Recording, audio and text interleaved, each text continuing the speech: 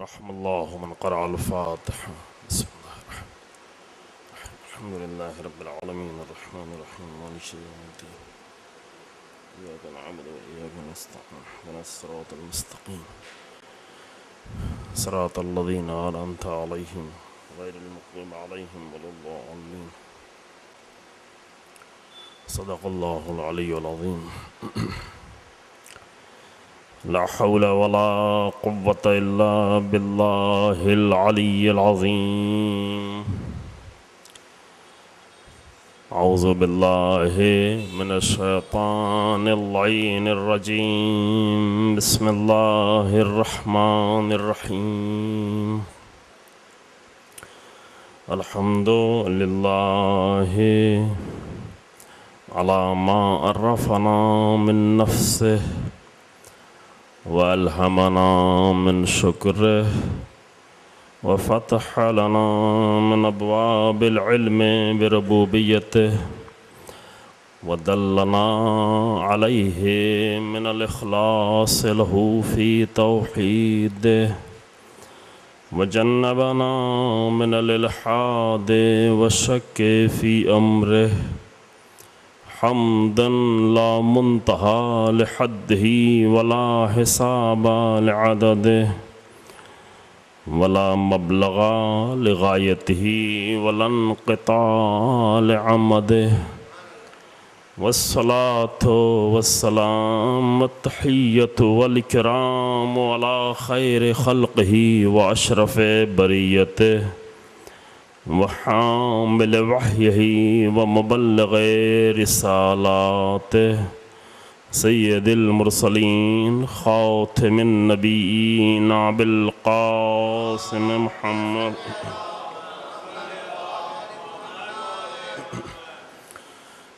ثم الصلاة والسلام على أهل بيته الطيبين الأطهرين المعصومين المظلومين الذين أذهب الله عنهم الرجس وطهرهم تطهيرا. اللهم صل على وآل محمد. ولعنة الدائمة الباقية على أعدائهم أجمعين. أما بعد فقد قال الحسين بن علي عليهم الصلاة والسلام: يا أيها الناس سمعت جدي رسول الله صلى الله عليه وآله قال: من رأى سلطانا جائرا مستحلا لحرام الله ناكثا لعهد الله مخالفا لسنة رسول الله يعمل في عباد الله بالإثم والعدوان ولم يغير عليه بقول ولا فعل كان حقا على الله أن يدخله مدخله. صلوات محمد.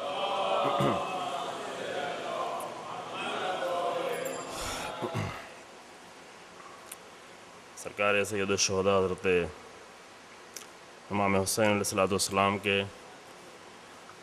نورانی کلام کا ایک حصہ جو پیغمبر اکرم صلی اللہ علیہ وآلہ وسلم کی صلی اللہ علیہ محمد وآلہ محمد حدیث سے آپ نے شروع فرمایا ہے اور خطبہ دیا ہے مقام بیضا پر حر کے لشکر کو مخاطب کرتے ہوئے. اس میں امام نے جس حقیقت کی طرف متوجہ کیا وہ یہ کہ اگر باطل کے مقابلے میں، ظلم کے مقابلے میں اور دین کی تباہ کرنے والوں کے مقابلے میں، دین کو تباہ کرنے والوں کے مقابلے میں، حلال خدا کو حرام اور حرام خدا کو حلال کرنے والوں کے مقابلے میں اگر سکوت اختیار کیا جاتا ہے، اگر خاموشی اختیار کی جاتی ہے، تو یہ خاموشی باعث بنتی ہے کہ خاموش انسان کا بھی انجام وہی ہو جو ظالم کا انجام ہے. دین پر چلتے ہوئے بھی اور دین پر عمل کرتے ہوئے بھی دیندار انسان اگر خاموش ہے تو اس بات کا خطرہ ہے کہ اس کا ٹھکانہ وہی ہوگا جو دین کو تباہ کرنے والے اور دین کو برباد کرنے والے ہیں. لہٰذا ایسے وقت میں امام حسین علیہ السلام نے اپنا وہ حقیقی کردار ادا کیا۔ امام نے وقت کی مشکل کو دیکھا اور اس مشکل کو حل کرنے کے لیے جو راستہ اپنایا، اس کے پہلے جو کوششیں کی تھیں خطبات کی شکل میں، گفتگو کی شکل میں، لیکن آخری راستہ یہ تھا کہ شہادت کے ذریعے سے اور قربانی کے ذریعے سے دین کو ہمیشہ ہمیشہ کے لیے باقی کر دیا جائے۔ اور حسین ابن علی علیہ السلام نے اللہم صلی علی محمد آل محمد اپنی عظیم قربانی کے ذریعے سے ایک کارنامہ امام کا یہ تھا کہ حقیقی اسلام اور باطل اسلام کے درمیان میں اپنے خون کے ذریعے سے خط کھینچ دیا اور قیامت تک کے لیے صحیح اسلام کی پہچان کا راستہ بتا دیا۔ یہ بہت ہی اہم مسئلہ ہے، میں اسے اور جگہوں پر تفصیل سے عرض کر چکا ہوں، لیکن یہاں سے اشارہ کر کے آگے بڑھتا ہوں کہ ایک عظیم کارنامہ کربلا کی قربانیوں کا یہ تھا کہ امام آئے، امام نے یزید کو ختم نہیں کیا، یزید بعد میں بھی باقی رہا، یزید کے بعد بھی یزید آتے رہے، یزیدیت کا سلسلہ بھی نہیں رکا، وہ بھی ابھی تک چل رہا ہے، یزید کے بعد دوسرا یزید، اور یزیدیت کا سلسلہ جاری رہا اور جاری ہے۔ اصل اہم کام جو حسین ابن علی نے اپنی قربانی کے ذریعے سے انجام دیا وہ یہ تھا، ایک کام یہ تھا کہ باطل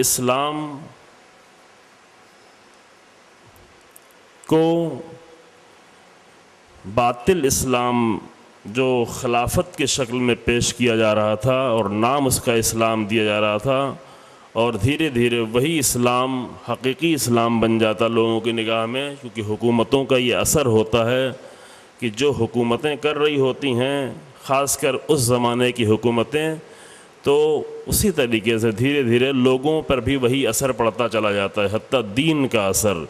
اور یہ بات بعض جگہوں پر تفصیل سے عرض کی گئی کہ لوگوں کا دین بھی الناس علی دین ملوکہم، لوگوں کا دین وہی ہوتا ہے جو ان کے حاکموں کا دین ہوتا ہے۔ یعنی آج کے دور میں شاید یہ بات اتنے قوی انداز سے نہیں کہی جا سکے، لیکن قدیم زمانوں میں جب حکومتیں اور سب کچھ حکومتوں کے انڈر میں ہوتا تھا اور کسی کی اپنی کوئی رائے نہیں ہوتی تھی، تو وہاں کے لیے یہ قول صحیح تھا کہ الناس علی دین ملوکہم، لوگوں کا دین وہی ہے جو ان کے حاکموں کا دین ہے۔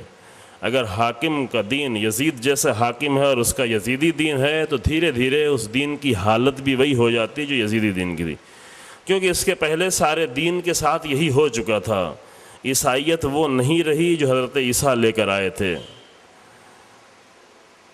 توریت کا مذہب وہ نہیں رہا جو حضرت موسیٰ لے کر آئے تھے، ابراہیمی مذہب وہ نہیں رہا جو حضرت ابراہیم لے کر آئے تھے۔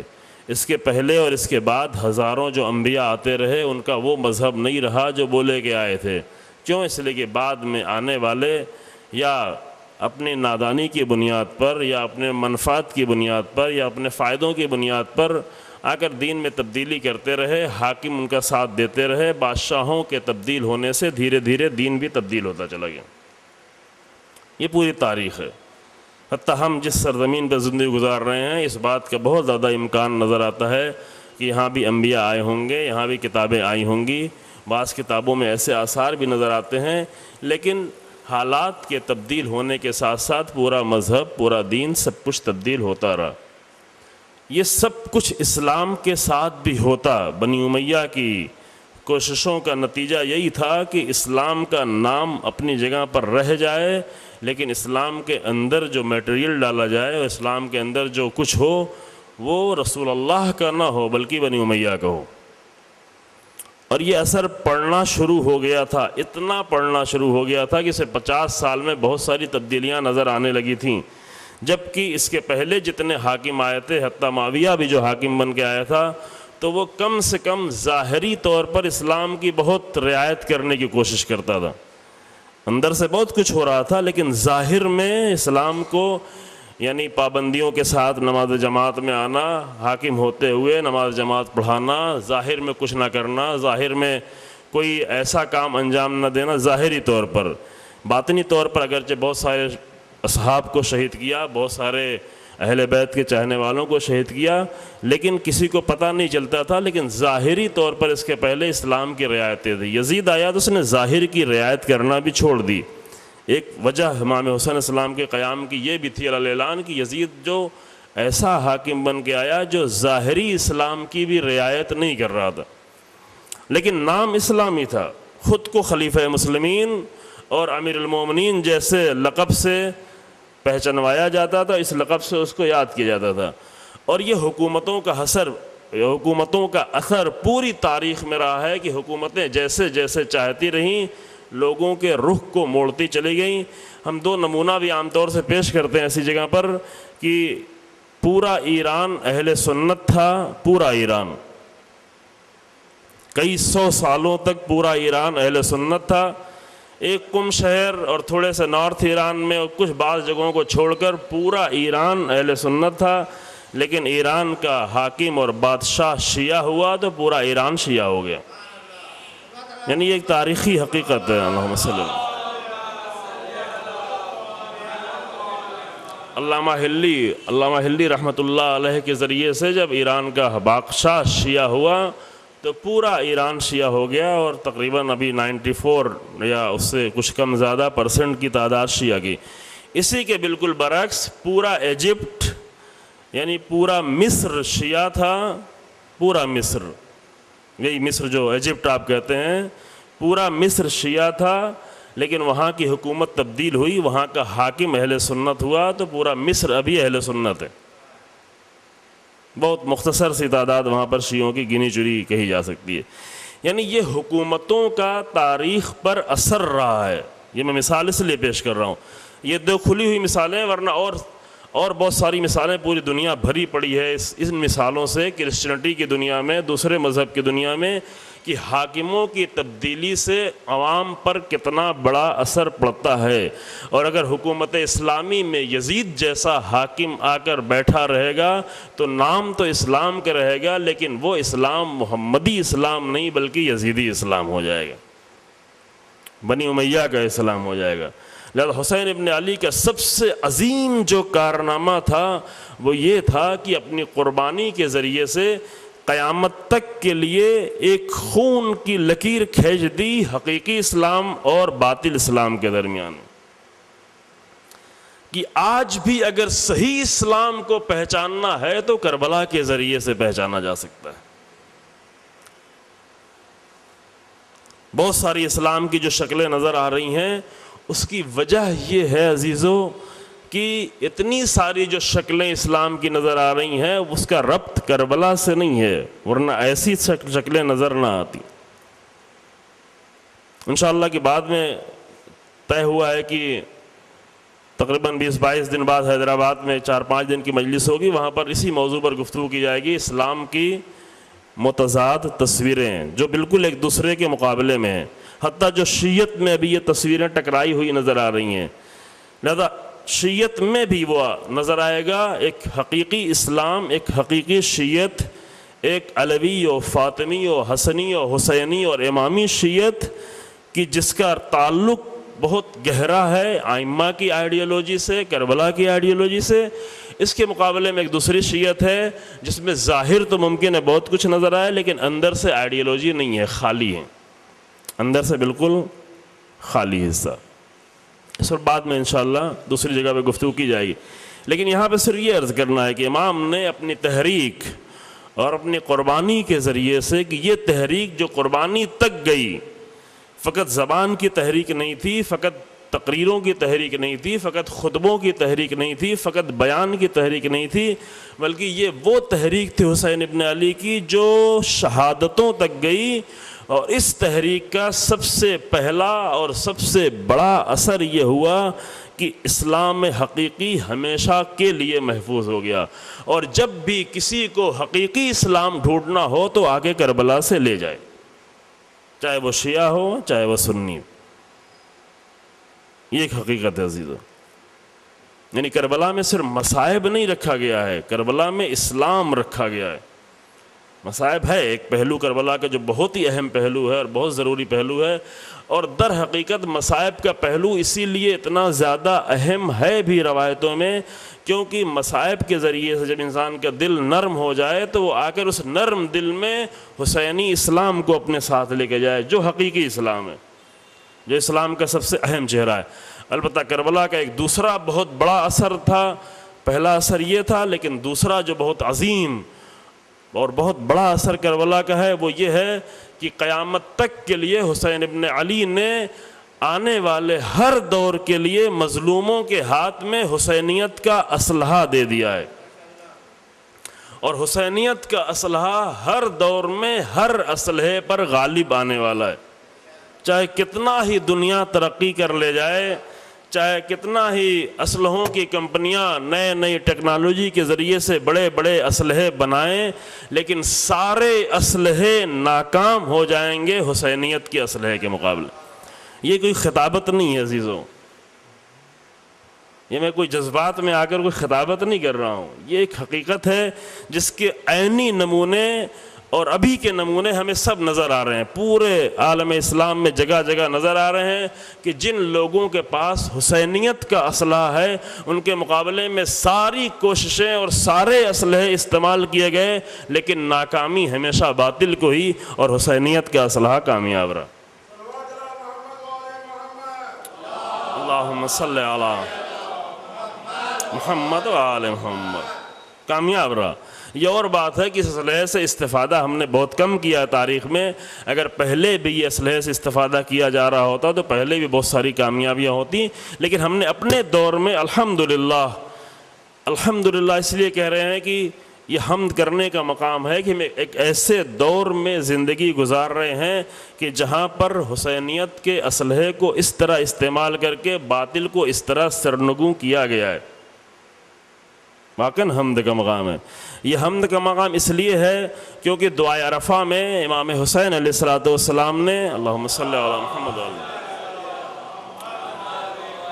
جہاں پر اللہ کی بہت ساری نعمتوں کی حمد کی ہے، کہ دعائے عرفہ شروع کا جو حصہ ہے چند صفحے کا، اس میں ایک ایک نعمت، چھوٹی سے چھوٹی نعمتوں کا ذکر کرتے ہوئے بڑی سی بڑی نعمتوں کا امام نے ذکر کیا، اور ساری نعمتوں کا ذکر کرتے جا رہے ہیں اور اللہ کی حمد کرتے جا رہے ہیں، اور جہاں تمام نعمتوں کا امام حسین علیہ السلام نے ذکر کرتے ہوئے حمد کی، وہاں پر ایک نعمت جو بہت بڑی نعمت تھی جس پر امام نے اللہ کا شکر ادا کیا اور اللہ کی حمد کی، وہ یہ ہے کہ اے میرے اللہ تیری حمد ہے، تیرا شکر ہے اس بات پر کہ تو میری ولادت کو اور اس دنیا میں میرے آنے کو ٹالتا گیا، تاخیر کرتا گیا، آگے بڑھتی رہی، نسلوں سے سلبوں سے گزارتا گیا، رحموں سے گزارتا گیا، یہاں تک کہ ایک ایسے زمانے میں اس دنیا میں میں آیا، اس دنیا میں میری ولادت ہوئی کہ جہاں پر تیرے رسول کی، تیرے نبی کی اور حق کی اور تیرے قانون کی حکومت تھی۔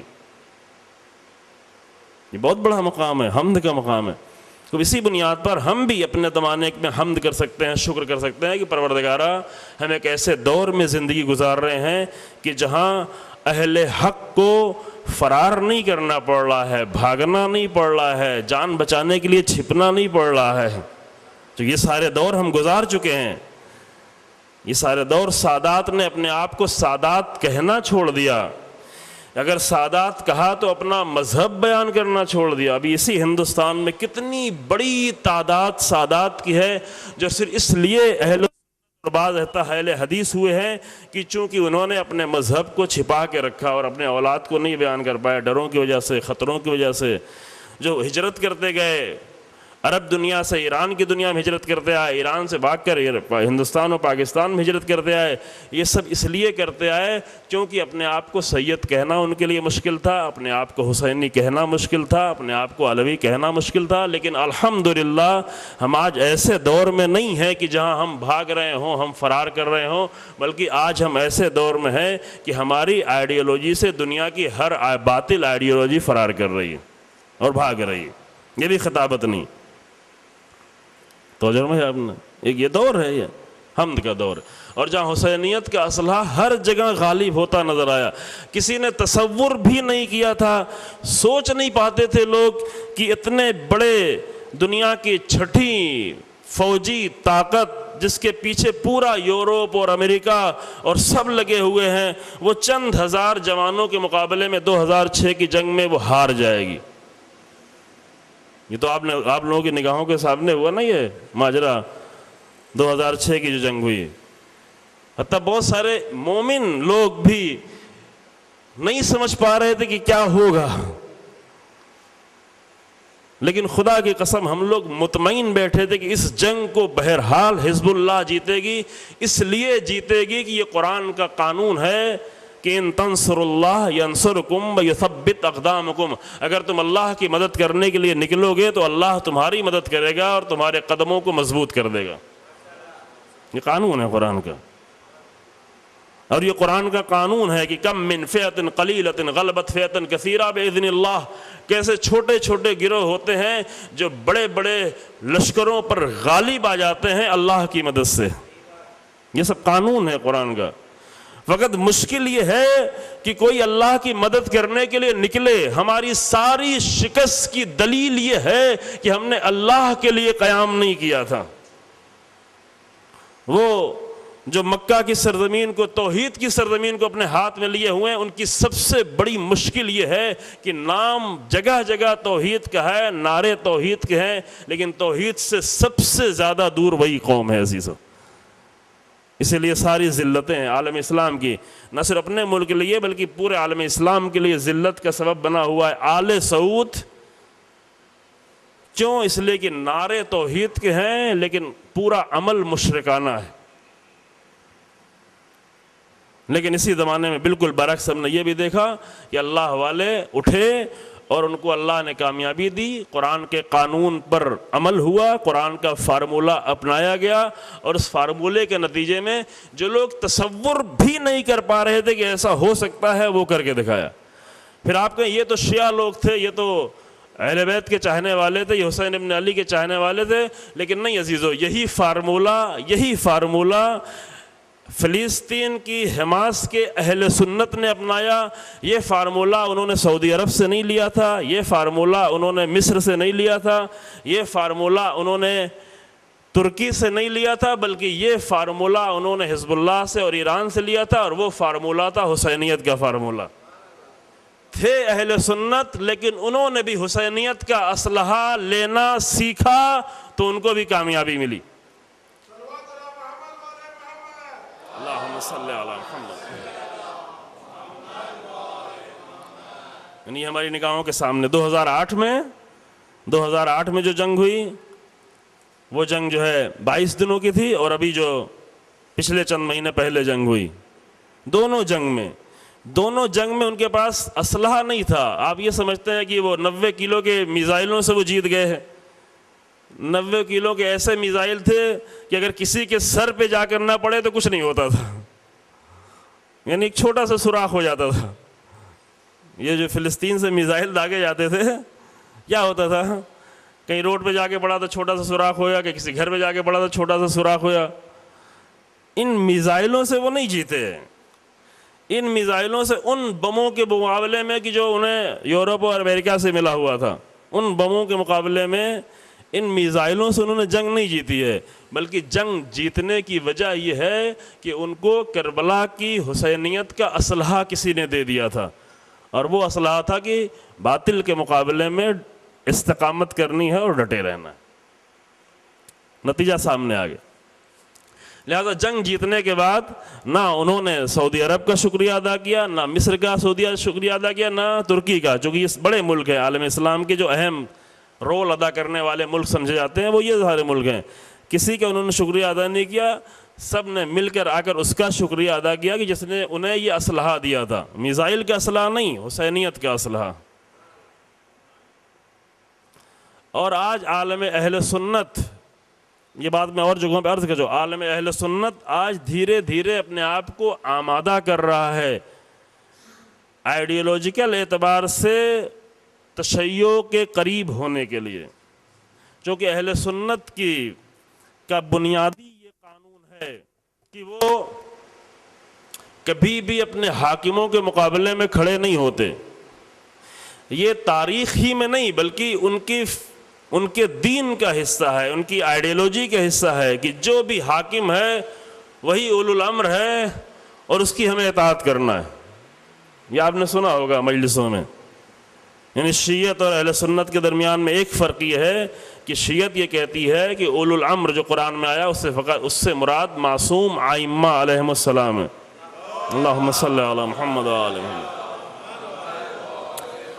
اہل سنت کہتے ہیں کہ نہیں، جو بھی حاکم بن جائے وہی اولو الامر ہے اور اسی کی ہمیں اطاعت کرنا ہے۔ حتیٰ یزید کی بھی اطاعت کرنے کے لیے تیار رہے اور کرتے رہے۔ یزید کی بھی اطاعت کرنے سے انہیں کوئی مشکل پیش نہ آئی، حجاج ابن یوسف کی اطاعت کرنے میں کوئی مشکل پیش نہ آئی، متوکل کی بھی اطاعت کرنے میں کوئی مشکل پیش نہ آئی۔ اور پوری تاریخ بھری پڑی ہے کہ اپنے دور کے پورے دور میں جہاں بھی ظالم حکومتوں کے خلاف کہیں قیام ہوا ہے تو پوری تاریخ میں وہ تشیع نے کیا ہے، شیعت نے کیا ہے، علوی لوگوں نے کیا ہے، کسی اور نے نہیں کیا ہے۔ یہ تاریخ پڑھ ڈالیں پوری اٹھا کر۔ یعنی ہارون رشید کی ساری پریشانی یہ تھی کہ اتنی بڑی حکومت ہوتے ہوئے علوی لوگ تو کچھ ہیں جو میرے لیے مشکل بنے ہوئے ہیں، پریشان تھا۔ حکومت ہارون رشید کی اتنی بڑی تھی کہ وہ بغداد میں جب کبھی بادل کو گزرتے ہوئے دیکھتا تھا اور بارش نہیں ہوتی تھی تو کہتا تھا کہ جا اے بادل، تو جہاں بھی جا کر برسے گا اس کا ٹیکس میرے پاس آ جائے گا۔ یعنی بادل برسے گا تو اناج پیدا ہوگا تو اس کا ٹیکس، یعنی اتنی بڑی حکومت پھیلا رکھی تھی ہارون رشید کی کہ بادل کو دیکھ کر فخر کرتا تھا کہ یہ بادل کہیں بھی برسے فائدہ میرے پاس ہوگا۔ لیکن اتنی بڑی حکومت ہونے کے بعد بھی وہ ڈرتا تھا کس سے؟ شیعت کی اور کربلا کی آئیڈیالوجی سے ڈرتا تھا، شیعت کے وارثوں سے ڈرتا تھا، کربلا کے وارثوں سے ڈرتا تھا، کربلا کے اس وارث سے ڈرتا تھا جسے مسلسل 14 سالوں سے ایک زندان سے دوسرے زندان میں، دوسرے زندان سے تیسرے زندان میں، اس قدر زندانوں میں گزارا گیا امام کاظم علیہ السلام کو، اللہم صلی علی محمد، کہ آخر میں حالت یہ ہو گئی تھی کہ فقط جسم پر ہڈیاں تھیں اور چمڑا تھا، کہ جب زندان سے اس نے دیکھا باہر جھروکوں سے کوئی سفید کپڑا ہے، کہا یہ سفید کپڑا کیوں پڑا ہوا؟ کہ سفید کپڑا نہیں ہے، یہ امام موسیٰ کاظم میں جو سجدے میں ہیں، لیکن ان کے جسم میں اب کچھ باقی نہیں رہ گیا ہے۔ لیکن ایک ایسے نحیف و لاغر انسان سے اتنے بڑی حکومت کا حاکم ڈرتا تھا، اور اتنا ڈرتا تھا کہ مجبور ہو گیا شہید کرنے پر۔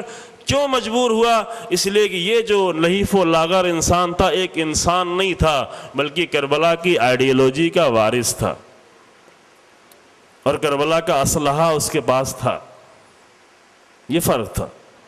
مامون رشید نے اپنے بھائی کو بھی قتل کر کے اپنی حکومت اتنی بڑھا لی، لیکن سب کچھ بڑھ جانے کے بعد سب سے بڑا خوف جو اسے تھا وہ علویوں سے تھا اور تشیع سے تھا اور امام رضا علیہ السلام سے تھا۔ اللہم صلی علی محمد۔ یہ ہے کربلا کا اسلحہ، اور یہ سارے ہیں کربلا کے اثرات، چونکہ اثرات پہ ہم بہت زیادہ گفتگو نہیں کر پائے اور نہ شاید کر بھی پائیں گے بھی، انشاءاللہ 2 دن جو ہے اس پہ تھوڑا بہت کریں گے کہ کربلا کے اثرات یہ پوری تاریخ میں کیا رہے ہیں۔ وہ شروع کے اثرات تھے، فوراً جو ہونا شروع ہوئے اس کی طرف نہیں معلوم اشارہ کر پائیں گے کہ نہیں کہ کوفے میں کیا اثر ہوا، مکے میں کیا اثر ہوا، مدینے میں کیا اثر ہوا، کیا کچھ نہیں ہوا چند سال، کربلا کے صرف چند سالوں کے درمیان میں کیا کچھ نہیں ہوا۔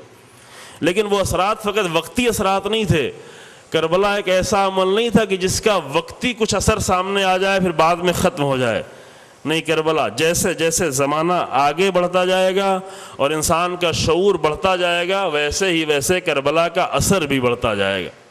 اگر کربلا کا اثر ہم پہ کم نظر آ رہا ہے کیونکہ ابھی ہم اپنے شعور کی اس منزل تک نہیں پہنچ پائے ہیں کہ کربلا کا اثر قبول کر سکیں، تو جو ہمیں آپ نے، لیکن یہ ہونا ہے، یعنی یہ حتماً ہونا ہے، اس میں کوئی شک و شبہ نہیں ہے، کیونکہ کربلا کا اثر ہی انسان کو ایسی منزل تک پہنچانے کی صلاحیت رکھتا ہے کہ وہ وقت کے امام کے ظہور کے لائق بن سکے۔ اللہم صلی علی محمد و آل محمد۔ یہ عمل جاری ہے اور دھیرے دھیرے یہ عمل جاری رہے گا۔ تو میں یہ عرض کر رہا تھا کہ اہل سنت کی آئیڈیالوجی کا یہ حصہ ہے کہ وہ اپنے حاکموں کے خلاف نہیں کھڑے ہو سکتے، بلکہ جو حاکم ہوتا ہے اس کو اولو الامر مان لیتے ہیں آسانی سے اور اس کی اطاعت کرنا شروع کر دیتے ہیں، چاہے وہ یزید جیسا حاکم ہی کیوں نہ ہو۔ لیکن آج ہم اگر دیکھ رہے ہیں کہ دنیا اسلام میں ہر طرف غوغا ہے، ہنگامہ ہے، حکومتیں گر رہی ہیں، حکومتیں ٹوٹ رہی ہیں، سب کچھ ہو رہا ہے، یہ سب کچھ کیوں ہے؟ یہ تو آپ کی آئیڈیالوجی کے خلاف تھا، یہ تو آپ نے ایسے ایسے ظالموں کے خلاف بھی کبھی قیام نہیں کیا، آج پھر کیوں قیام کر رہے ہیں؟ آج مصر میں کیوں قیام ہوتا رہا؟ یمن میں کیوں قیام ہوتا رہا؟ آج لیبیا میں کیوں ایسا ہوا؟ تیونسیا میں کیوں ایسا ہوا؟ جارڈن میں کیوں ایسے حالات ہیں؟ خود سعودی عرب کے اندر سے کیوں ایسے حالات؟ یہ سب کیوں ہے؟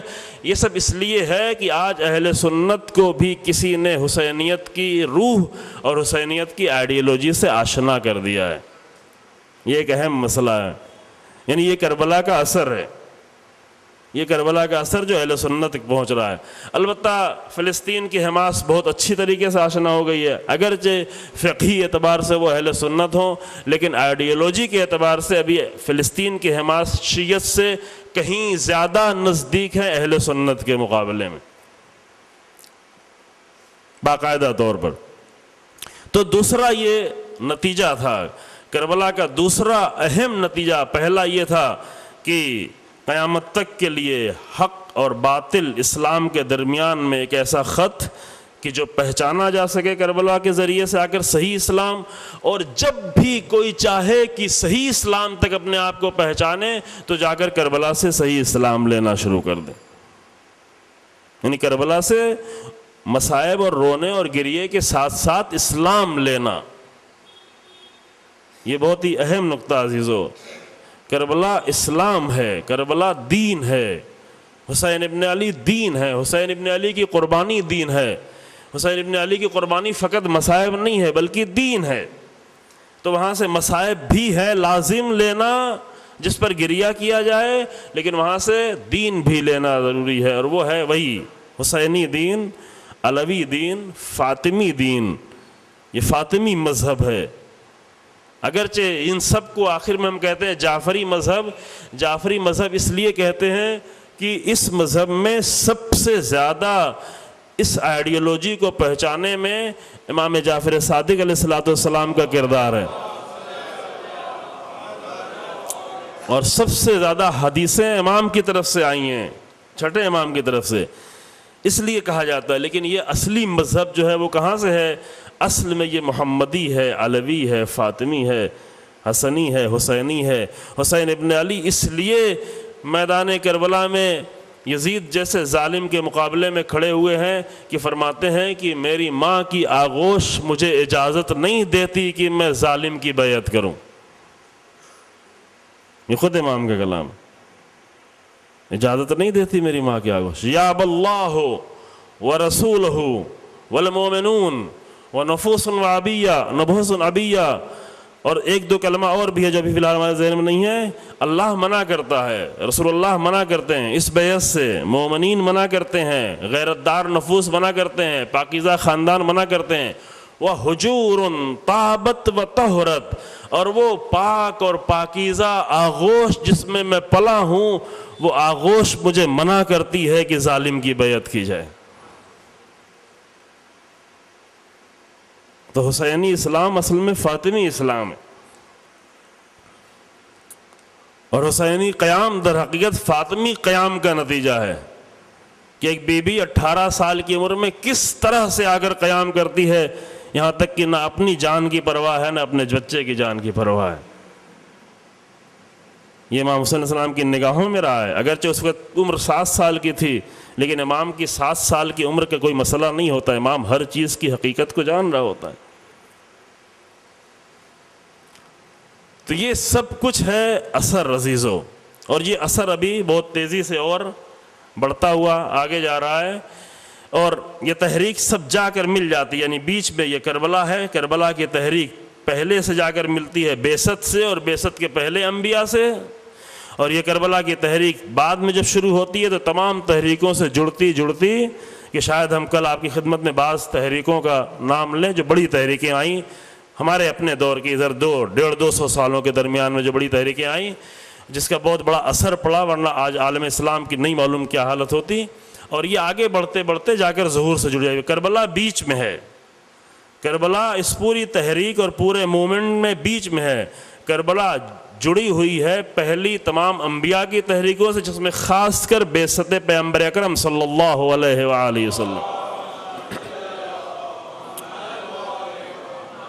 اور یہ جڑی ہوئی ہے بات کی تمام حق تحریکوں سے کہ جس کا اختتام ہے ظہور امام عجل اللہ تعالی فرجہ الشریف.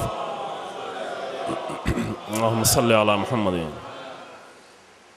تاریخ کی سب سے بڑی تحریک اور تاریخ کا سب سے عظیم موڑ جو آیا وہ رسول اللہ کی بعثت کی شکل میں آیا.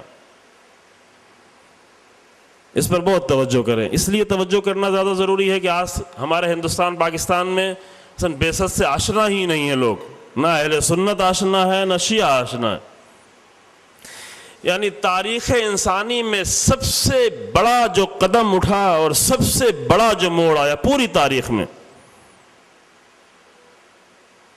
یہ پوری تاریخ کا نچوڑ ہے، اور پوری بشریت پہ سب سے بڑا جو اثر پڑا ہے کہ جس اثر کا ایک بہت بڑا نتیجہ خود کربلا ہے، وہ ہے پیغمبر اکرم کی بعثت. جملہ جس کے پہلے آپ کے سامنے کہا تھا کہ بعثت کے پہلے کا انسان کچھ اور تھا، بعثت کے بعد کا انسان کچھ اور بنتا چلا گیا. بعثت کا اثر فقط عرب کے لیے نہیں ہے، مکے کے لیے نہیں ہے، مدینے کے لیے نہیں ہے، بلکہ یہ بھی وہی منزل ہے کہ جیسے جیسے انسان میں تحریک کا اثر ہوتا چلا جائے گا ویسے ہی ویسے وہ بھی مبعوث ہوتا جائے گا. بعثت کے اصل معنی یہ اور جگہوں پہ عرض ہے، بعثت کے اصلی معنی یہ ہوتے ہیں کہ کسی انسان کو اکسا دینا. بعثہ یعنی اکسانا بولتے ہیں آپ لوگ؟ اکسانا کہاں بولتے ہیں عام طور سے؟ کسی کو لڑائی کے لیے، جھگڑے کے لیے، غصے میں کسی کے خلاف عام طور سے اردو میں ہم یہاں بولتے ہیں کہ فلاں نے فلاں کو اکسا دیا، وہ جا کے لڑ بیٹھا، پھر کوئی پرواہ نہیں کی اور نہیں معلوم گالم گلوچ کی، بدتمیزیاں کی. کیوں؟ اس لیے کہ اکسایا ہوا انسان تھا. اکسایا ہوا انسان پھر کسی چیز کی پرواہ نہیں کرتا. اکسائے ہوئے انسان کو کہا بیٹھ جاؤ، ٹھہر جاؤ، سنبھل جاؤ، زبان بند کرو، روکو اپنے آپ کو، لیکن چونکہ اس کو اکسا، اور جتنا زیادہ اکسا دیا گیا اتنا ہی زیادہ کنٹرول سے باہر ہو جاتا ہے. یہ اردو لفظ ہے، لیکن اردو لفظ جو ہے یہ لفظ فقط غلط جگہ پہ استعمال ہوتا ہے. یعنی وہی غصے کے لیے، باطل کام کے لیے، غلط کام کے لیے، گندے کام کے لیے کسی کو اکسانا. لیکن عربی میں یہ لفظ عام طور سے زیادہ اچھی جگہوں پہ استعمال ہوتا ہے، غلط جگہوں پہ استعمال ہو سکتا ہے. عربی میں اس کے معنی ہے بعثا، یعنی کسی انسان کو اکسا دیا گیا ہو. کس چیز کے لیے اکسا دیا گیا ہو؟ حق کے لیے اکسا دیا گیا ہو، کلمہ توحید کو بلند کرنے کے لیے اکسا دیا گیا ہو، لوگوں کو نجات دینے کے لیے اکسا دیا گیا ہو، لوگوں کو جہنم سے نکال کر جنت کی طرف لانے کے لیے اکسا دیا گیا ہو. یہ کام رسول اللہ کرتے. اکسایا ہوا انسان پھر نہیں بیٹھتا. اتنا زیادہ کہ حتیٰ رسول اللہ کو بٹھانے کے لیے اور روکنے کے لیے قرآن کی آیتیں نازل ہوتی تھی. بس کریں یا رسول اللہ، تھوڑا سنبھالیں، تھوڑا ٹھہریں. بہت ہے، بہت زیادہ ہے. کبھی ہوتا نا ایک بچہ جو ہے ایک وقت ایک والدین اپنے بچے سے بار بار کہتے بیٹا تم پڑھتے کیوں نہیں، بیٹا ہوم ورک کیوں نہیں کرتے، یہ کرو، بار بار کہنا پڑتا ہے، اور اس کو زبردستی کر کے بٹھاتے ہیں. پھر تھوڑا توجہ ہٹتی ہے، پھر کیا کرتا ہے، ادھر بچہ جو بھاگ جاتا ہے، نکل جاتا ہے.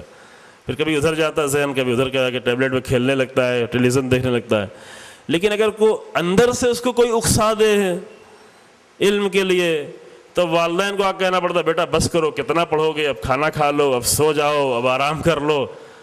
یعنی دونوں منظر آپ نے دیکھے ہوں گے. ایک جو اندر سے، جس کے اندر تحریک ہوتی ہے، اندر سے حرکت ہوتی ہے، اس کو روکنا پڑتا ہے. جس کو اندر سے کچھ نہیں ہوتا، اوپر سے کہا جاتا ہے، تو اس کو بار بار اور جو ہے دھکے دینے پڑتے ہیں، یا دھکے دے کر جو ہے کام کرانا پڑتا ہے نا. ہم جیسے مولویوں کی حالت بھی ہے کہ کوئی دھکا دے تو کچھ کریں گے، لیکن رسول اللہ کی حالت یہ نہیں تھی. مشکل قوم کی اسی لیے ہوتی ہے چونکہ ہم جو جیسے لوگوں کو دھکا دینا پڑتا ہے، یا کھینچنا پڑتا ہے یا دھکا دینا پڑتا ہے. لیکن رسول اللہ کی یہ حالت نہیں تھی. رسول اللہ کے لیے امیر المومنین علیہ الصلوۃ والسلام فرماتے ہیں، اللہم صلی علی محمد، فرماتے ہیں کہ طبیب دوار بطبہ. رسول اللہ ایک ایسے طبیب جانتے ہیں؟ طبیب کلمہ عام طور سے میڈیکل میں استعمال کیا جاتا ہے، لیکن یہ جسم کے طبیب نہیں مراد ہے، یعنی انسانوں کو نجات دینے والا طبیب، روح کو نجات دینے والا. جسم کو نجات دینا یہ کوئی اتنا بڑا کام ہے، اچھا کام ہے جسم کو بھی نجات دینا، لیکن جسم کو اگر نجات نہیں ملی تو بہت یہ ہوگا کہ انسان مر جائے گا، بس اتنا ہی ہوگا. لیکن اگر روح کو نجات نہ دی گئی تو زندہ رہ کے ہزاروں کو مار ڈالے گا، ہے نا، ہزاروں کو فاسد کر دے گا، ہزاروں کو فاسق کر دے گا، ہزاروں کو تباہ کر دے گا اگر انسان کی روح کا علاج نہ کیا جائے. جسم کا علاج نہیں ہوگا تو بہت ہوگا کہ ایک انسان مر جائے گا، ایک عورت بیوہ ہو جائے گی، چند بچے یتیم ہو جائیں گے، یہ ہوگا. لیکن اگر روح کا علاج نہ کیا گیا تو ممکن ہے کہ ایک انسان ہزاروں اور لاکھوں انسان کی تباہی اور بربادی کا سبب بن جائے. تو انبیاء جسم کا علاج کرنے کے لیے نہیں آئے تھے، روح کا علاج کرنے کے لیے آئے تھے. اگرچہ لوگ آگے اگر پوچھتے تھے تو وہ بھی بتا دیتے تھے چونکہ ان کے پاس علم ہوتا تھا سب کا. کبھی کبھی ہمارے بعض جوانوں کی آرزو ہوتی تھی کاش کہ ہمارے امام بھی کوئی کیا کہ میڈیکل سائنس میں کوئی نئی تحقیق پیش کر دیتے، ریسرچ. یہ کرنا یہ چھوٹا کام ہے، اگرچہ معاشرے کے اعتبار سے بڑا کام ہے، لیکن ائمہ کے لیے یہ سب چھوٹے کام ہیں. یہ جسم بچانے کے لیے نہیں آئے تھے، اگرچہ جسم بچانے کے نسخے بھی انہوں نے دیے، لیکن آ کر درس نہیں دیتے تھے میڈیکل سائنس. کوئی آ کر پوچھ لیتا تھا تو بتا دیتے تم جا کے یہ کام کرو تمہارا علاج ہو جائے گا، تمہاری شفا ہو جائے گی. حتیٰ متوکل جیسے ظالم حاکم جس نے ہزاروں مومنین کو صرف علی ابن ابی طالب کی محبت کے جرم میں قتل کیا تھا، ایسے ظالم حاکم کی ماں بھی آ کر امام صادق علیہ السلام سے علاج پوچھتی ہے تو امام اسے بھی علاج دے دیتے ہیں. اللہم صلی علی محمد، دے دیتے ہیں. سارے طبیب فیل ہو گئے تھے، سارا طب فیل ہو گیا تھا، پریشان تھی. وہ ماں جانتی تھی کہ اس کا علاج کہیں نہیں ہونے والا ہے، ایک دروازہ ہے جہاں پر علاج ہو. گئی وہاں پر جا کے پوچھا کہ میرا بیٹا ایسا ہے مجھے بتائیں. امام نے علاج بتا دیا، وہ ٹھیک بھی ہو گیا، متوکل ٹھیک ہو گیا. امام کے پاس دشمن بھی اگر مانگنے آئے گا تو دینے سے منع نہیں کرتے. پھر اس نے کچھ اچھے قیمتی لباس اور کچھ زیورات، کچھ جو ہے اشرفیاں بھجوائی تھیں. بعد میں اسی متوکل نے حملہ کیا امام کے گھر پر، گھر جلایا اور لباس ملے تو کہا کہ دیکھو یہ حکومت کی تیاری کر رہے ہیں، دیکھو دلیل کے طور پر یہ لباس ہے. کہا تو جا اپنی ماں سے پوچھ کہ یہ لباس میرے پاس کہاں سے آیا ہے. لہذا وہ طبیب نہیں تھے، جسم کے طبیب نہیں تھے، روح کے طبیب تھے. اس پہ بہت توجہ کریں. یہ آرزو نہیں کریں گے کاش کہ ہمارے امام بھی کوئی سائنٹیفک ریسرچ پیش کرتے جیسے نیوٹن نے اور آئنسٹائن نے پیش کر دیا. ٹھیک ہے یہ سب بھی اچھے کام ہیں، لیکن یہ سارے سائنٹیفک ریسرچوں کا نتیجہ یہ ہے کہ ہمیں جسم کو کچھ سہولت مل جائے بس. اور اتنا سہولت ابھی دے دی ہمارے جسم کو کہ ہمارا جسم مریض ہونے لگا ہے. جب سہولتیں کم تھیں تو مرض بھی کم تھا، ابھی سہولتیں اتنی زیادہ سائنس نے ہمیں دے دی کہ سب مریض ہونے لگے. ایک آدمی ابھی 20 سال کے جوان ہے، 30 سال کے جوان ہے، معلوم ہوا ڈائبٹیز بھی ہے، ہارٹ پیشنٹ بھی ہے، فلاں بھی ہے، فلاں بھی ہے، کولیسٹرول بھی زیادہ ہے. یہ سب سہولتوں کے نتیجے میں. لیکن البتہ اچھی چیز ہے، ضرورت ہے، اسپیڈ تیز ہو گئی ہے، بہت ضروری ہے، سائنس بھی بہت زیادہ اہم ہے. لیکن یہ آپ نہ سوچیں کہ ائمہ نے یہ کام کیوں نہیں کیا. ائمہ اتنے چھوٹے کام کرنے کے لیے نہیں آئے تھے. ائمہ آئے تھے انسانوں کو قیامت تک انسانوں کی روح کو نجات دینے کے لیے. توجہ فرمائی آپ نے. اور رسول اللہ کے لیے امیر المومنین نے فرمایا طبیب دوار بطبہ. رسول اللہ ایک ایسے طبیب تھے کہ جو اپنے طب کو لے کر بیٹھے نہیں تھے کہ لوگ آئیں، چونکہ میرے پاس ہے تو لوگ آئیں مجھ سے لینے کے لیے. یہ نہیں تھا رسول اللہ کا کام کہ لوگ میرے پاس آئیں، بلکہ رسول اللہ کا کام یہ تھا کہ خود لوگوں کے پاس جاتے تھے علاج کرنے کے لیے. دوارن بطب، دوار یعنی دور سے بنا ہوا ہے، یعنی رسول اللہ چلتے رہتے تھے، جاتے رہتے، اس کے پاس جاتے تھے، اس کے پاس جاتے تھے، ہر ایک، ابو جہل کا بھی علاج کرنا چاہتے تھے، ابو لہب کا بھی علاج کرنا چاہتے تھے، رسول اللہ سب کا علاج کرنا چاہتے تھے۔ رسول اللہ چاہتے تھے حتیٰ ابو جہل بھی نکل کے جہنم سے جنت کی طرف آئے، وہ آنے کو تیار نہیں ہوا۔ رسول اللہ نے اپنی طرف سے کوئی کمی نہیں کی، رسول اللہ نے ابو لہب کو بھی بچا کر چاہا کہ جنت کی طرف لے آئیں، چونکہ انبیاء کا طریقہ ہی یہی ہے، انبیاء کا کام ہی یہی ہے۔ اللہ نے جناب موسیٰ کو بھیجا، جناب موسیٰ کو جا کر فرعون کو سمجھاؤ شاید سمجھ جائے، یہ قرآن کی لفظ ہے، جاؤ فرعون جو طغیان کرنے لگا ہے، جاؤ اس کو سمجھاؤ شاید سمجھ جائے، اے موسیٰ جا کر فرعون کو نجات دو، جہنم میں جا رہا ہے، اس کو بچاؤ شاید بچ جائے۔ تو انبیاء اس کو بچانے کی کوشش کریں گے، جو بھی جہنم میں جاتا ہے وہ خود جاتا ہے، پہلے ہم آیت پیش کر چکے ہیں۔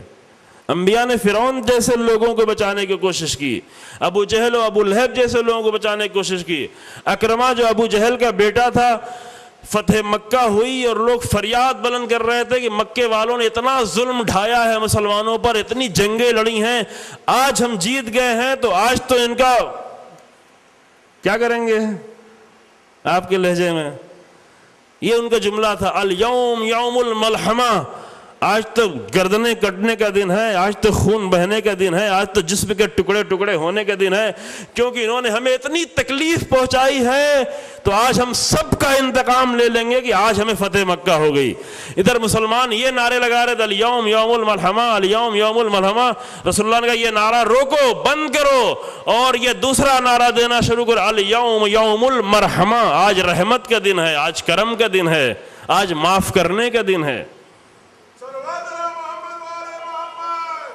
اللہم صلی علی محمد وعلی، یہ انداز تھا رسول اللہ کا۔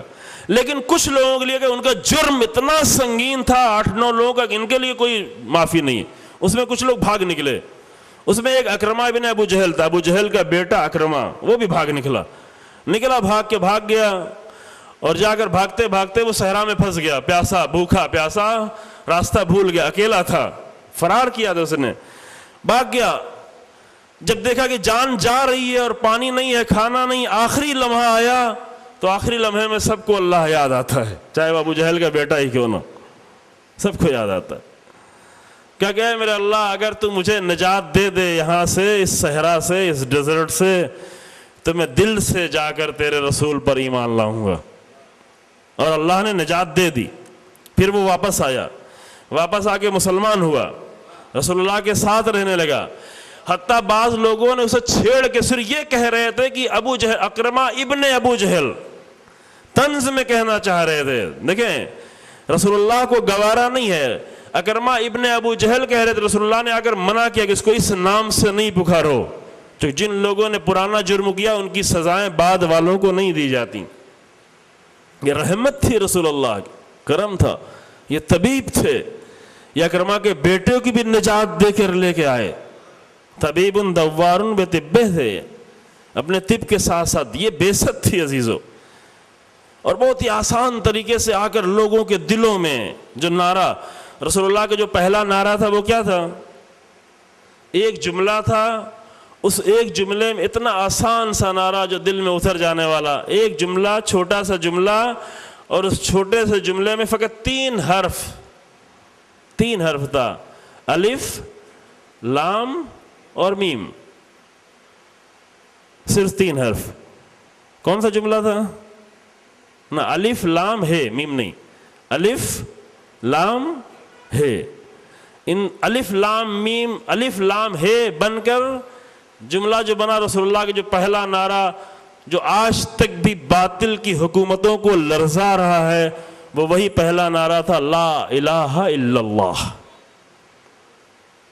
لا الہ الا اللہ۔ لا الہ الا اللہ جملہ بڑا ہے لیکن اس میں صرف 3 ورڈ استعمال ہوئے، ورڈ نہیں، 3 الفابیٹ، حروف، ایک الف، ایک لام، ایک ہے، بس اتنا آسان سا، اتنا چھوٹا سا جملہ، لیکن اس ایک چھوٹے سے جملے نے پورے عرب کو ہلا کر رکھ دیا، اور آج تک ہلا رہا ہے۔ ہاں وہ لا الہ الا اللہ جو آل سعود کی زبان سے بلند ہو اس میں کوئی بھی تاثیر نہیں ہے. یہ تاثیر بھی چاہیے ہے. ملا کی اذان اور مجاہد کی اذان اور، علامہ اقبال کے قول کے مطابق ہر اذان تو ایک جیسی نہیں ہوتی، کلمہ ایک جیسا ہوتا ہے، لیکن کس دل سے یہ اذان نکل رہی ہے. اگر صرف ملا کے دل سے نکل رہی ہے تو اس کا کوئی بھی اثر نہیں ہوگا، لیکن ملا مجاہد اگر ہے وہ لا الہ الا اللہ جو سرزمین توحید اور ابراہیم کی سرزمین سے بھی نکلتی ہے اس کا دنیا پہ کوئی اثر نہیں ہوتا، لیکن وہ لا الہ الا اللہ جو تہران یونیورسٹی کے خطبہ جمعہ سے نکلتی ہے اس کا فوراً وائٹ ہاؤس پہ اثر ہوتا ہے، فوراً اثر ہوتا ہے. پتہ نہیں آپ کو معلوم ہے کہ نہیں ہے کہ ایک یونیورسٹی میں ہونے والا نماز جمعہ کا خطبہ فوراً ٹرانسلیٹ کیا جا رہا ہوتا ہے، کیا بیان کیا جا رہا ہے اسی وقت. کیوں؟ اس لیے کہ اذان ایک طرح کی نہیں ہوتی، اذانیں الگ الگ ہوتی ہیں. وہ رسول اللہ کی اذان تھی کہ جس کی تاثیر اور تھی، زندہ قوت تھی جہاں میں یہی توحید کبھی. یہ بھی علامہ اقبال خود بھی تحریک اسلام کا ایک بہت بڑا رکن ہے، اسلامی تحریک کا. شاید اگر فرصت ہوئی تو ایک دو جملہ بیان کریں گے. زندہ قوت تھی جہاں میں یہی توحید کبھی. یہ حسرت کرتے تھے کہ آج مسلمانوں کی حالت ایسی کیوں ہے، کیونکہ زندہ توحید کی زندہ قوت سے وہ ہٹ گئے. اور پھر انہوں نے آرزو کی تھی، اور آرزو نہیں بلکہ پیشینگوئی کی تھی کہ کوئی ایسا آنے والا ہے کہ جو یہ توحید کی قوت کو دوبارہ زندہ کر دے گا. تعجب تھا، یعنی انقلاب ایران کے آنے کے کتنے سال پہلے علامہ اقبال کا انتقال ہو گیا تھا 1935 میں، بہت پہلے انتقال ہو گیا. 1989 میں انقلاب آیا، لیکن اتنے سال پہلے انہوں نے یہ شعر کہا تھا کہ میں ایک ایسے مرد کو دیکھ رہا ہوں کہ جو آ کر زنجیروں کو توڑنے والا ہے.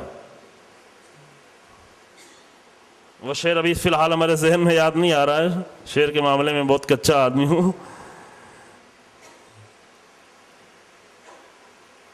کہ زنجیر غلامن بشکنت، اور فارسی میں شعر یہ ہے، میرس مردی کی زنجیر غلامن بشکنت. یہ ایک مصرع ہے.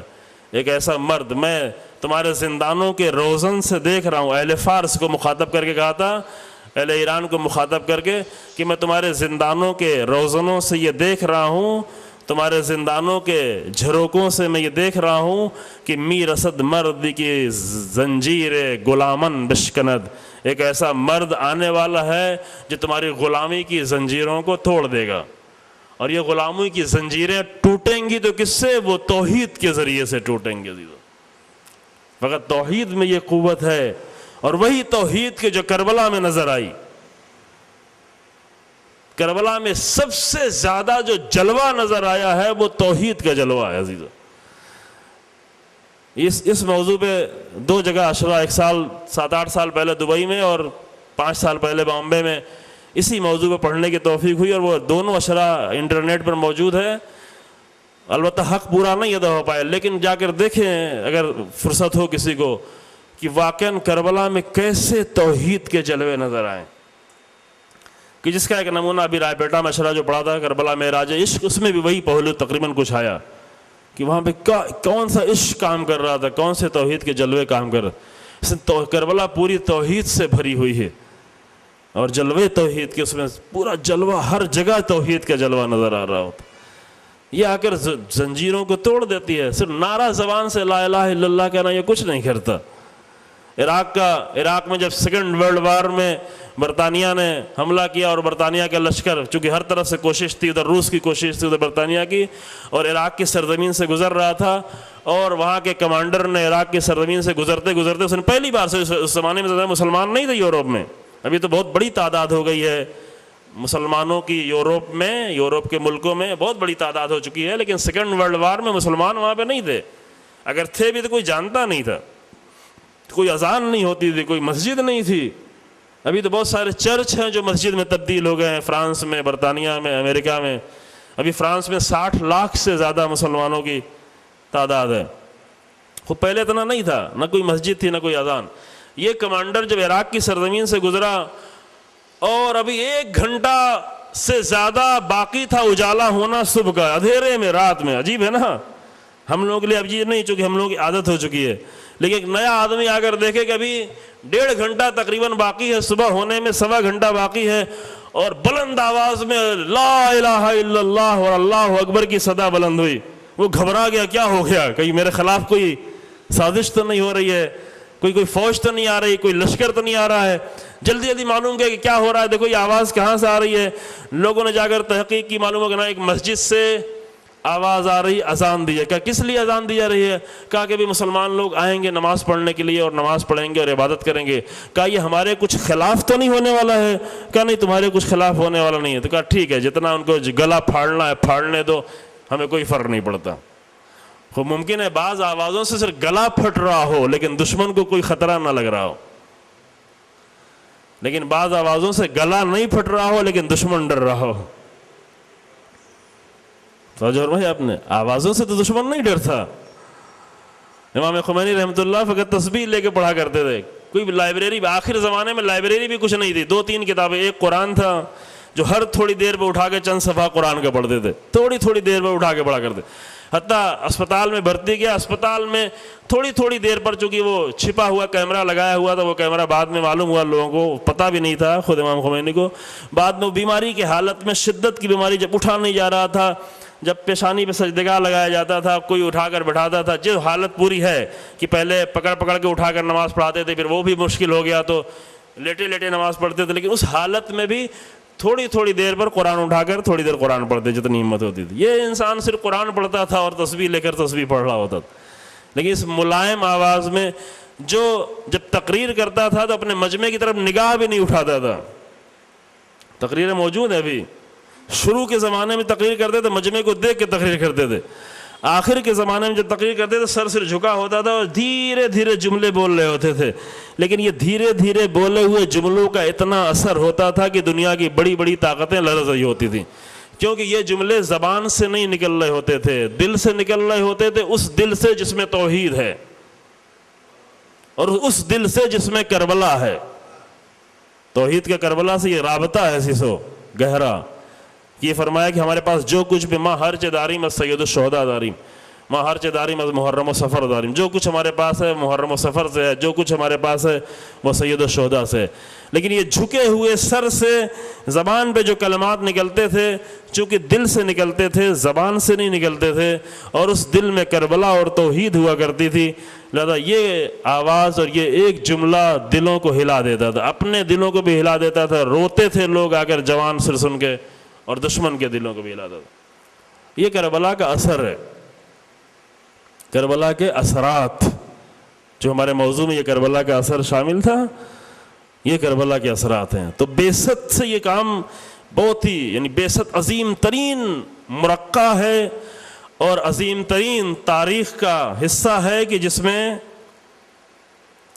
یہ تحریک اپنے شباب پر، آخری منزل پر پہنچی. انبیاء نے بہت کچھ کیا، لیکن انبیاء، بہرحال انبیاء کی تحریکیں محدود تھی. کسی بھی نبی کی تحریک عالمی نہیں تھی، حتیٰ جناب موسیٰ اور جناب عیسیٰ اور جناب ابراہیم بھی تحریک، کسی بھی نبی کی تحریک عالمی تحریک نہیں تھی. رسول اللہ نے جو آ کر تحریک شروع کی وہ عالمی تھی اور قیامت تک کے لیے تھی. ہر انبیاء کی تحریک محدود جگہ کے لیے تھی، محدود وقت کے لیے تھی، کہ اگرچہ بعد میں آنے والے انبیاء سے مل جانے والی تھی، لیکن رسول اللہ کی جو تحریک تھی وہ نہ کسی زمانے میں محدود تھی، نہ کسی مکان میں محدود تھی، نہ کسی ملک میں محدود تھی. اللہم صلی علی محمد و آل محمد. اتنی جانیں دینا، اتنی قربانیاں دینا، ایک دن میں اس طرح اپنے بھرے گھر کو لٹانا، اس طرح قربانیاں پیش کرنا،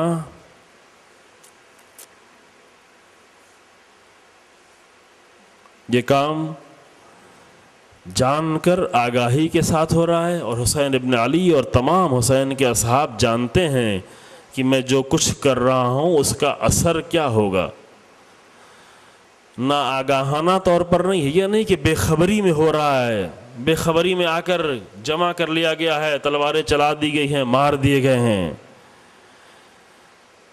اگر حسین ابن علی کے وہ کلمات نہ ہوتے تو شاید ہم بھی دھوکے میں پڑ جاتے، لیکن امام مدینے ہی سے کہتے ہوئے جا رہے کہ نہیں، ان اللہ شاء ان یرانی قتیلا، میں سب کچھ جان کے جا رہا ہوں، اللہ چاہتا ہے کہ مجھے مقتل میں دیکھے، میں جانتا ہوں سب کچھ۔ کربلا کے جتنے اصحاب ہیں وہ سب آگاہی کے طور پر، ابھی فرصت نہیں ہے کہ میں آپ کے سامنے اس جملے کو کھولوں، چونکہ بہت ہی اہم بات یہ بھی ہے کبھی انشاءاللہ کہ کربلا میں جتنے لوگ آئے ہیں پوری آگاہی کے ساتھ، پورے شعور کے ساتھ، پوری سمجھ کے ساتھ کہ جو کچھ ہم کر رہے ہیں اس کے اثرات بعد میں کیا ہونے والے ہیں، قیامت تک اس کے اثرات کیا ہوں وہ جانتے ہیں۔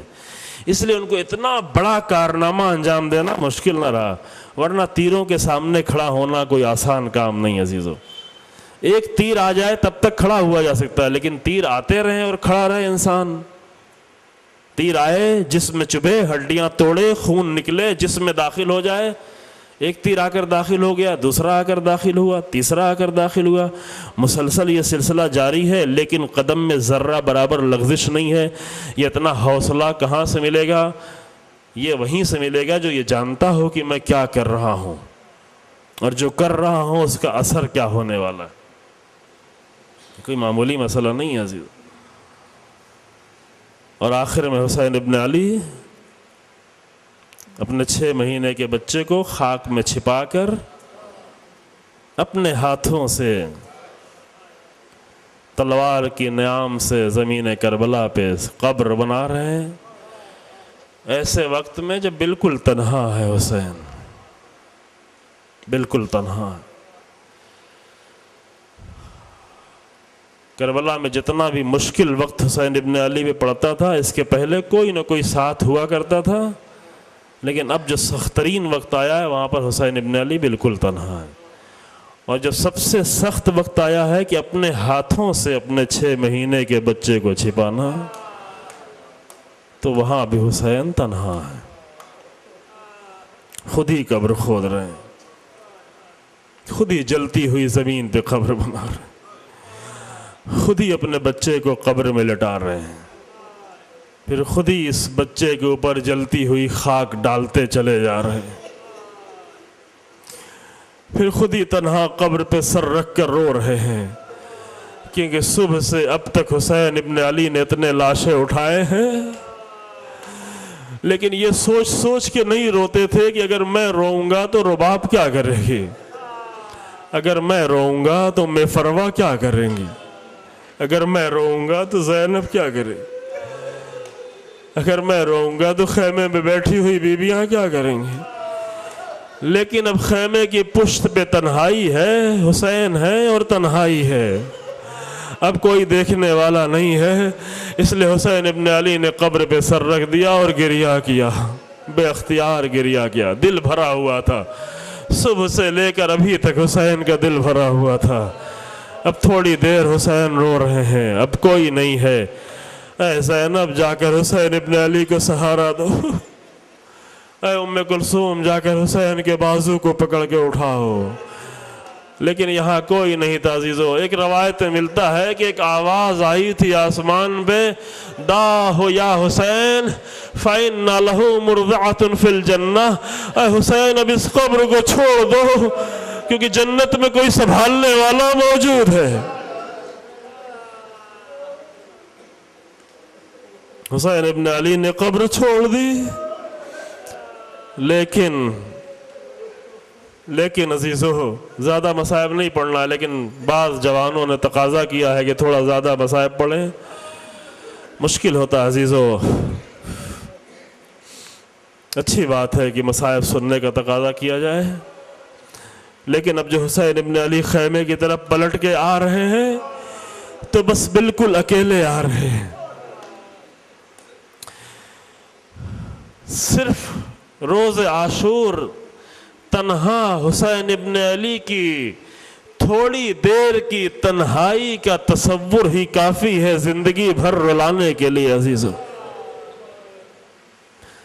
زیارت میں جملہ پڑھا گیا، السلام علیک ایھا الوتر الموتور، اے تنہا حسین تم پر سلام۔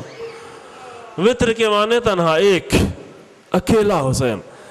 آپ نماز وتر اگر کبھی پڑھتے ہیں نماز شب میں، نماز شف، شف کے معنی ہوتا ہے 2، وتر کے معنی ہوتا ہے 1۔ چونکہ وہ 1 رکعت نماز ہے لہذا اسے نماز وتر کہتے ہیں۔ حسین ابن علی کو یہ کہہ کر سلام کیا گیا، السلام علیک ایھا الوتر الموتور، اے حسین تنہا تم پر سلام۔ اس وقت پر سلام کہ جب حسین کا کوئی بھی نہیں رہا تھا، حسین بالکل تنہا تھا۔ رخصت بھی نہیں پڑھیں گے جو کہ پہلے پڑھ چکے ہیں اور بہت سخت ہے، لیکن یہ جان لے عزیزوں کہ سب سے رخصت ہو کر، بچوں سے رخصت ہو کر، بیویوں سے رخصت ہو کر، اہل حرم سے رخصت ہو کر، پیاسے بچوں کو خدا حافظ کہہ کر، زینب کے دل کی ڈھارس بنا کر، وصیتیں کر کے جب حسین ابن علی مقتل کی طرف جا رہے تھے تو ایک مشکل تھی حسین ابن علی کی، اور وہ یہ تھی کہ جب بھی کوئی مقتل کی طرف جاتا تھا تو مطمئن ہوتا تھا کہ کوئی خیمے کی حفاظت کرنے والا موجود ہے، لیکن جب میرا آقا مقتل کی طرف جا رہا تھا تو پیچھے مڑ کر دیکھ رہا تھا، کیونکہ اب کوئی خیمے کی حفاظت کرنے والا نہ رہا۔ اب خیمہ تنہا چھوڑ کر جا رہا ہے حسین، اب عباس نہ رہے، اب علی اکبر نہ رہے، ایک جوان ہے جو بیمار خیمے میں پڑا ہوا۔ کسی طرح چوکا کر حسین وصیت کر کے آئے تھے، لیکن غش کا سلسلہ جاری تھا، اس لیے حسین ابن علی کو ایک فکر پریشان کیے ہوئے ہے کہ ہم جنگ کرنے تو جا رہے ہیں لیکن پیچھے خیموں کا دیکھنے والا اب کوئی نہیں ہے، اور ظالم ہیں، درندے ہیں، ایسے درندے ہیں جنہوں نے 6 مہینے کے بچے پر رحم نہیں کھایا، یہ ایسے ظالم سفاق ہیں جنہوں نے 13 سال کے بچے پر رحم نہیں کھایا۔ لہٰذا عزیزو 2 منٹ اور مصائب سنیں، تھوڑا سا پورا مصائب نہیں پڑھنا ہے۔ لہٰذا حسین ابن علی کی ایک مشکل تھی، وہ یہ تھی کہ جنگ تو کرنی تھی لیکن جنگ کرتے کرتے حسین ابن علی بہت آگے نہیں بڑھ سکتے تھے، کیونکہ جب تھوڑا دور تک نکل جاتے تھے تو یہ خطرہ لاحق ہوتا تھا کہ کہیں دشمن گھوم کر خیمے کی طرف نہ آ جائے، لہذا تھوڑی دور تک جنگ کرتے ہوئے آگے بڑھتے تھے۔ جب دشمن فرار کرتے تھے تو امام پھر ایک مرکز پر واپس پلٹ کے ٹھہر جاتے تھے، ایک ایسے مرکز پر جو خیمے سے بھی نزدیک ہو اور دشمنوں سے بھی نزدیک ہو۔ جنگ بھی کرنی ہے اور خیموں کی حفاظت بھی کرنی ہے۔ امام جانتے ہیں کہ بعد میں ان خیموں کے ساتھ کیا ہونے والا ہے، لیکن کم سے کم جب تک حسین ابن علی زندہ ہے ان خیموں کی حفاظت ہوتی رہے۔ اور امام نے جنگ کی، بس جنگ کے لیے اتنا کہنا کافی عزیزوں کہ ایسی جنگ کربلا میں حسین ابن علی نے کی کہ شاید تاریخ نے نہ کبھی پہلے ایسی جنگ دیکھی ہو نہ کبھی بعد میں جنگ دیکھی ہو۔ الحفیظ اور الامان کی صدائیں بلند ہو رہی تھی، بار بار حسین ابن علی حملہ کرتے تھے، دشمن بھاگتے ہوئے نظر آتے تھے، حتیٰ ایک مرتبہ حملہ کرتے کرتے نہر فرات کے قریب پہنچ گئے۔ حسین ابن علی نہر فرات کے قریب پہنچ گئے۔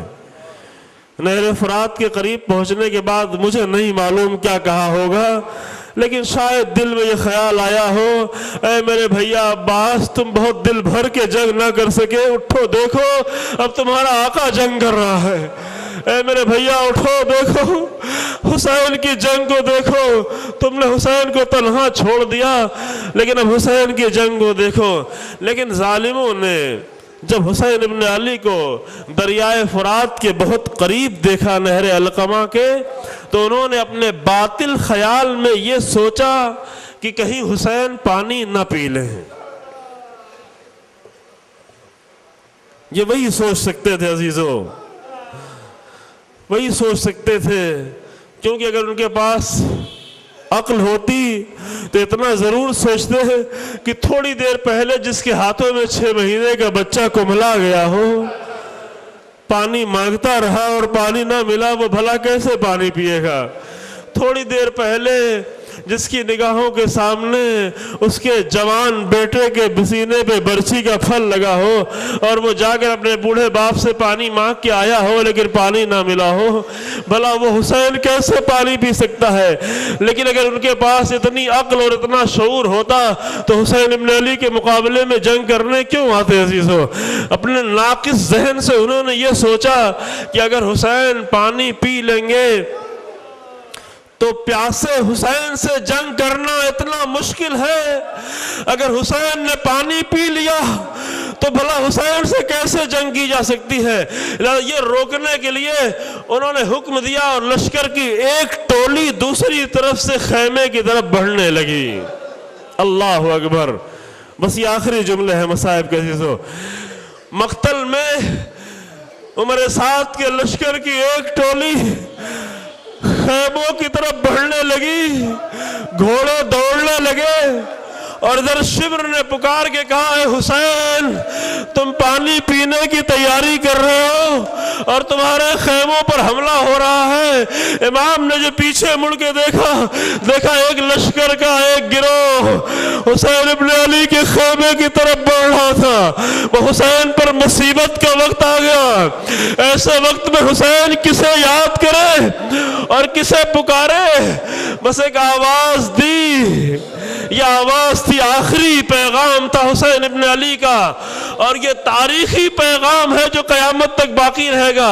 آواز دی، یا شیعتا آل ابی سفیان، اے علی آل ابی سفیان کے شیعو، اے آل ابی سفیان کے پیروی کرنے والو، ان لم یکن لکم دین وکنتم لا تخافون المعاد فکونوا احرارا فی دنیاکم۔ اے آل ابی سفیان کے پیروی کرنے والو، اگر تمہارے پاس دین نہیں ہے اور اگر تم قیامت سے اور آخرت سے نہیں ڈرتے تو کم سے کم اس دنیا میں آزاد انسان بن کے رہو۔ آزادوں کا یہ کام نہیں ہے کہ کسی کے ہوتے ہوئے اس کے خیموں پر حملہ کیا جائے۔ فَكُونُوا أَحْرَارًا فِي دُنْيَاكُمْ، کم سے کم آزادی کا تو خیال رکھو۔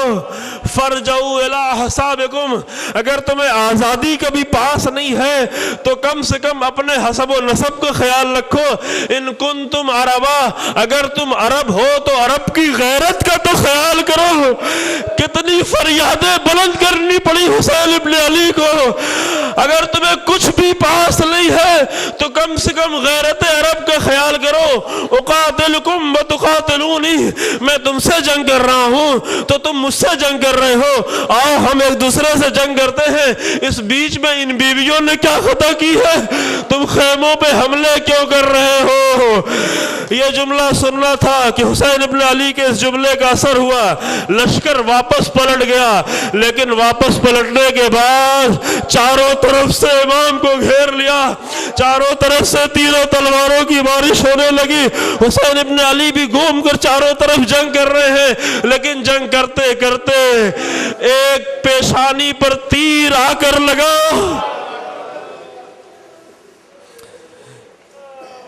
پہلے پیشانی پر ایک پتھر لگا، پتھر سے خون جاری ہوا کہ پھر دوبارہ اسی پیشانی پر تیر آ کر لگا۔ امام نے تیر کو نکالنا چاہا لیکن ابھی تیر نکلا تھا کہ پیشانی سے خون جاری ہوا۔ آنکھوں کے سامنے اندھیرا چھا گیا، آنکھوں کی طرف بھی خون اور چہرے پر خون جاری ہوا۔ امام نے چاہا کہ ابا کا دامن اٹھا کر پیشانی سے اور چہرے سے خون صاف کرے کہ ایک 3 پھل کا تیر آ کر سینے پر پیوست ہو گیا۔ آواز دی، بسم اللہ وباللہ علی ملت رسول اللہ وفی سبیل اللہ۔ یہ کہتے کہتے حسین ابن علی کے جسم سے خون جاری ہوتا رہا، چاہا کہ تیر کو سامنے سے کھینچے، لیکن تیر اتنی تیزی سے لگا تھا کہ پیچھے سے تیر باہر نکلتا رہا۔ حسین نے پیچھے سے تیر کو پکڑا اور اب جو کھینچا تو پورے جسم سے خون کا فوارہ جاری ہوا، جسم میں خون اتنا کم ہو گیا کہ حسین ابن علی گھوڑے پر بگانے لگے، لیکن ظالموں نے دونوں طرف سے نیزہ مارا۔ داہنی طرف گرنا چاہتے تھے تو داہنی طرف سے تیروں تلواروں نیزے، بائیں طرف گرنا چاہتے تھے تو بائیں طرف سے تیروں تلواروں نیزے۔ فریاد بلند کی، اے ظالموں تم اسے مار رہے ہو کہ اس کی شہادت کے بعد زمین پنجتن پاک سے خالی ہو جائے گی۔ حسین گھوڑے سے زمین پر آئے، زینب خیمے سے باہر نکلی، ایک ٹیلے کی بلندی پر آئی اور اگر آواز دی، اما فیکم مسلم، کیا تم میں کوئی مسلمان نہیں ہے؟ ارے یہ رسول اللہ کا نواسا ہے۔ جب کوئی جواب نہ ملا تو بی بی نے آواز دی، اے عمر سعد تو دیکھ رہا ہے اور میرا ماں جایا۔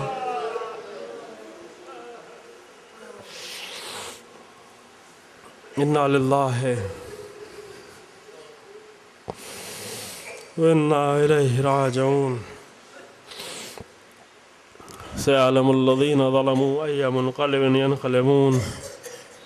پروردگارہ ہمارے اس مختصر سے عمل کو قبول فرما۔ پروردگارہ ہمیں راہ حق پر چلنے کی توفیق عطا فرما۔